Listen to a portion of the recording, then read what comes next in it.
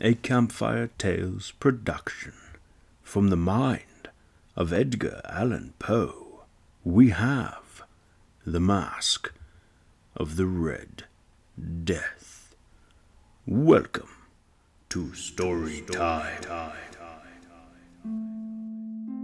The Red Death had long devastated the country. No pestilence had ever been so fatal or so hideous.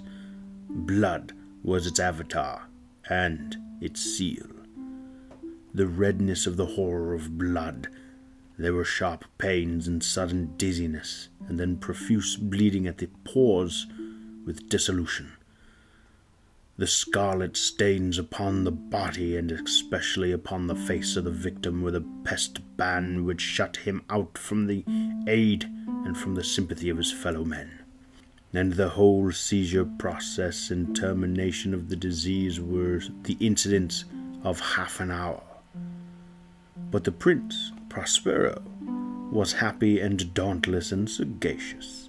When his dominions were half depopulated, he summoned to his presence 1,000 hale and light-hearted friends from among the knights and the dames of his court, and with these retired to the deep seclusion of one of his castelled abbeys.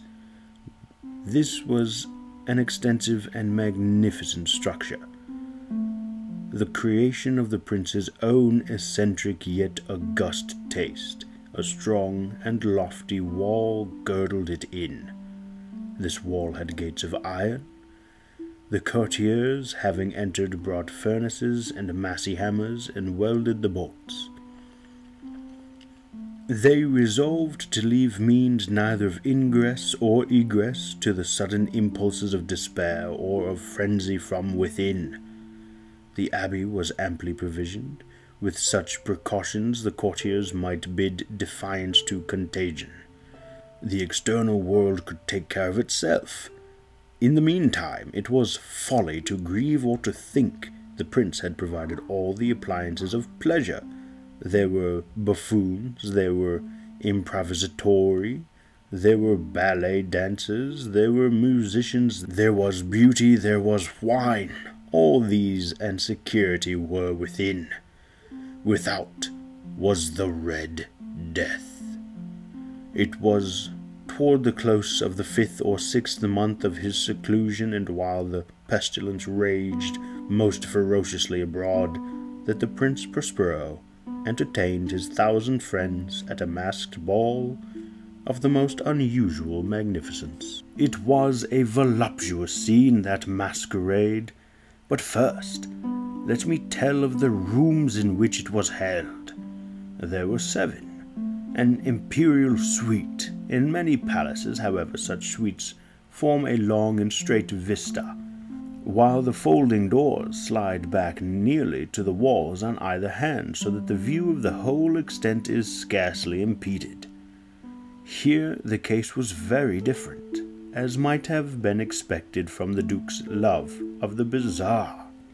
The apartments were so irregularly disposed that the vision embraced but little more than one at a time. There was a sharp turn at every 20 or 30 yards, and at each turn a novel effect. To the right and left, in the middle of each wall, a tall and narrow Gothic window looked out upon a closed corridor, which pursued the windings of the suite. These windows were of stained glass, whose color varied in accordance with the prevailing hue of the decorations of the chamber into which it opened. That at the eastern extremity was hung, for example, in blue, and vividly blue were its windows. The second chamber was purple in its ornaments and tapestries, and here the panes were purple. The third was green throughout, and so were the casements. The fourth was furnished and lighted with orange, the fifth with white, the sixth with violet. The 7th apartment was closely shrouded in black velvet tapestries that hung all over the ceiling and down the walls, falling in heavy folds upon a carpet of the same material and hue. But in this chamber, only the color of the windows failed to correspond with the decorations. The panes here were scarlet, a deep blood color. Now, in no one of these 7 apartments was there any lamp or candelabrum, amid the profusion of golden ornaments that lay scattered to and fro or depended from the roof. There was no light of any kind emanating from lamp or candle within the suite of chambers, but in the corridors that followed the suite, there stood opposite to each window a heavy tripod bearing a brazier of fire that projected its rays through the tinted glass and so glaringly illuminated the room, and thus were produced a multitude of gaudy and fantastic appearances. But in the western or black chamber the effect of the firelight that streamed upon the dark hangings through the blood-tinted panes was ghastly in the extreme, and produced so wild a look upon the countenance of those who entered, that there were few of the company bold enough to set a foot within its precincts at all.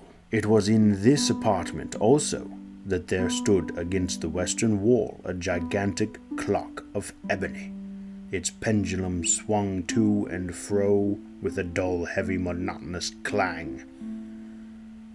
And when the minute hand made the circuit of the face and the hour was to be stricken, there came from the brazen lungs of the clock a sound which was clear and loud and deep and exceedingly musical, but of so peculiar note and emphasis that at each lapse of an hour the musicians of the orchestra were constrained to pause momentarily in their performance to hearken to the sound, and thus the waltzers perface ceased their evolutions, and there was a brief disconcert of the whole gay company. And, while the chimes of the clock yet rang, it was observed that the giddiest grew pale, and the more aged and sedate passed their hands over their brows as if in confused reverie or meditation. But when the echoes had fully ceased, a light laughter at once pervaded the assembly. The musicians looked at each other and smiled, as if at their own nervousness and folly, and made whispering vows, each to the other, that the next chiming of the clock would produce in them no similar emotion. And then, after the lapse of 60 minutes, which embraced 3,600 seconds of the time that flies, there came yet another chiming of the clock, and then were the same disconcerting tremulousness and meditation as before. But in spite of these things, it was a gay and magnificent revel. The tastes of the Duke were peculiar. He had a fine eye for colors and effects. He disregarded the decor of mere fashion. His plans were bold and fiery. His conceptions glowed with barbaric luster. There are some who would have thought him mad. His followers felt that he was not. It was necessary to hear and see and touch him to be sure that he was not. He had directed in great part the movable embellishments of the 7 chambers upon occasion of this great fete, and it was his own guiding taste which had given character to the masqueraders.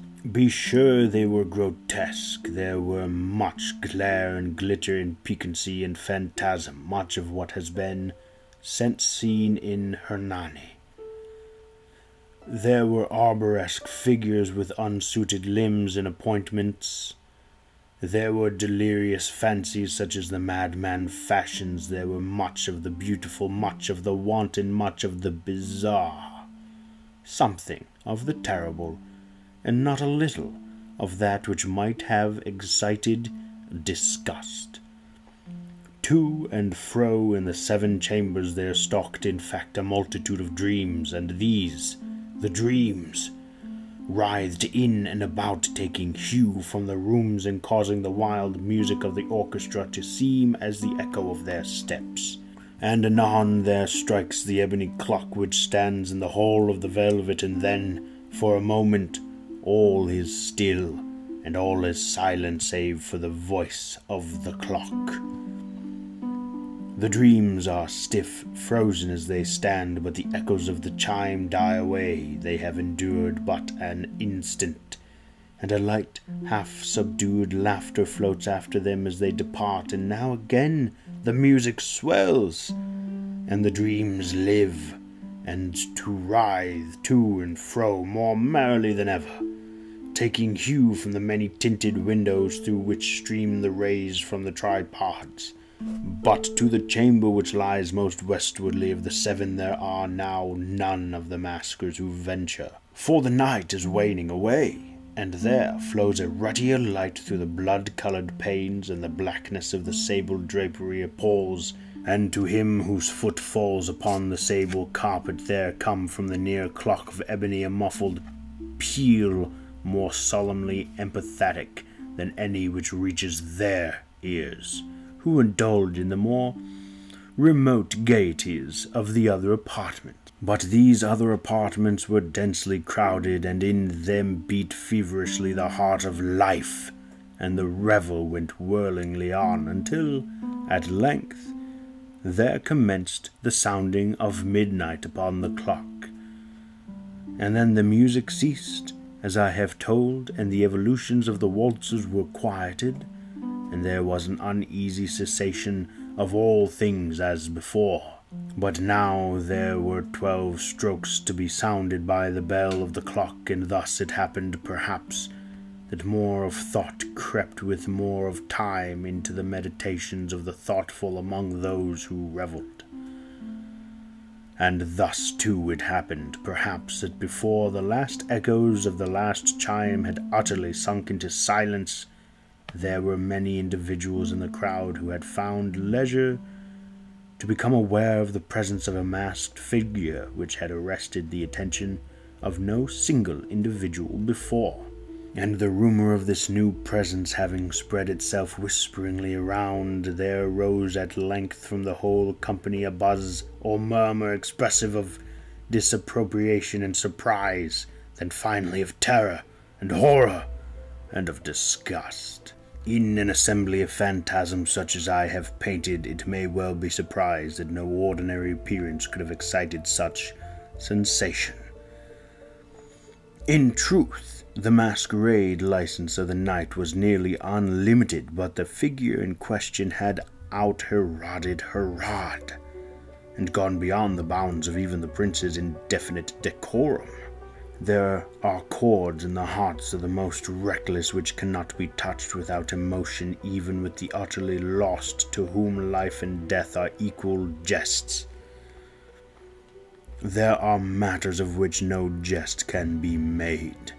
The whole company, indeed, seemed now deeply to feel that in the costume and bearing of the stranger neither wit nor propriety existed. The figure was tall and gaunt, and shrouded from head to foot in the habiliments of the grave.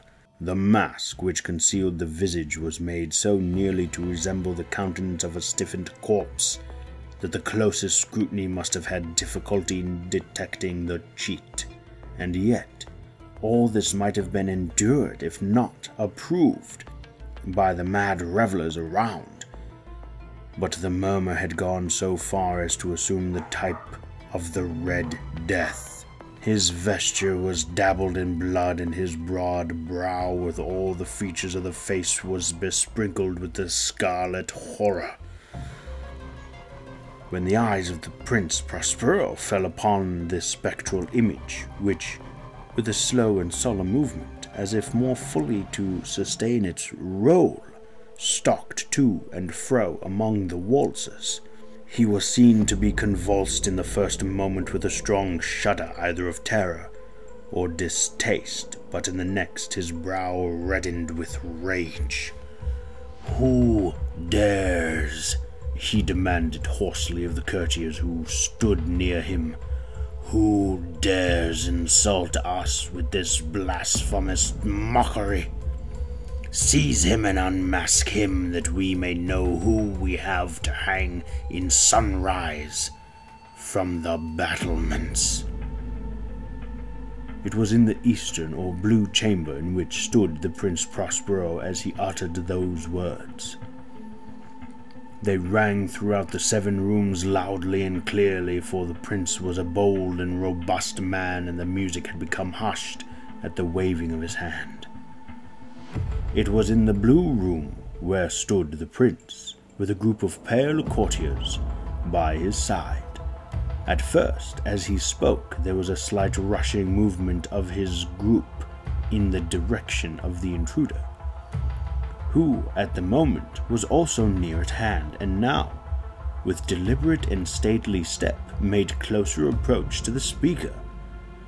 But from a certain nameless awe with which the mad assumptions of the murmur had inspired the whole party, there were found none who put forth hand to seize him, so that unimpeded he passed within a yard of the prince's person, and, while the vast assembly, as if with one impulse, shrank from the centers of the rooms to the walls, he made his way uninterruptedly, but with the same solemn and measured step which had distinguished him from the first, through the blue chamber to the purple, through the purple to the green, through the green to the orange, through this again to the white, and even thence to the violet, ere a decided movement had been made to arrest him.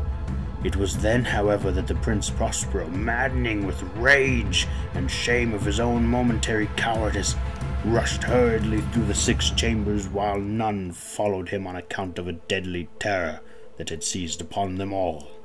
He bore aloft a drawn dagger, and had approached in rapid impetuosity to within 3 or 4 feet of the retreating figure, when the latter, having attained the extremity of the velvet apartment, turned suddenly and confronted his pursuer. There was a sharp cry, and the dagger dropped gleaming upon the sable carpet, upon which, instantly afterward, fell prostrate in death the Prince Prospero. Then, summoning the wild courage of despair, a throng of the revellers at once threw themselves into the black apartment, and seizing the mummer, whose tall figure stood erect and motionless within the shadow of the ebony clock, gasped in unutterable horror at finding the grave cremence and corpse-like mask which they handled with so violent a rudeness, untenanted by any tangible form. And now was acknowledged the presence of the Red Death.